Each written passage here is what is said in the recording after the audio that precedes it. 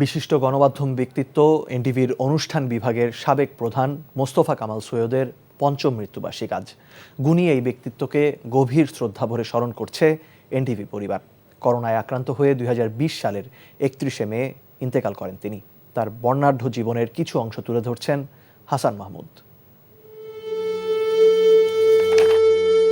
মোস্তফা কামাল সৈয়দ ছিলেন পর্দার আড়ালের এক আলোকিত মানুষ। টিভি প্রযোজক, নাট্য নির্দেশক, অভিনেতা, আবৃত্তিকার ও পরিচালক সব গুণে অনন্য এই মানুষটি ছিলেন সাদামাটা, স্বল্পভাষী। জনপ্রিয় টেলিভিশন এনটিভির শুরু থেকেই অনুষ্ঠান বিভাগের কাণ্ডারি ছিলেন মোস্তফা কামাল সৈয়দ।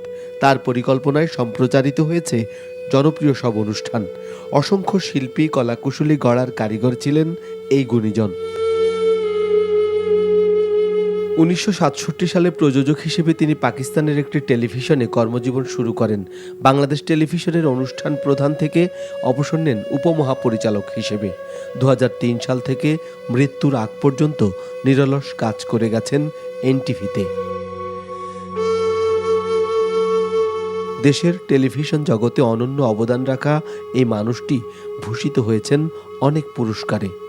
গুণী এই ব্যক্তিত্বকে গভীর শ্রদ্ধায় স্মরণ করছে এনটিভি পরিবার। Hasan Mahmud, NTV news, Dhaka.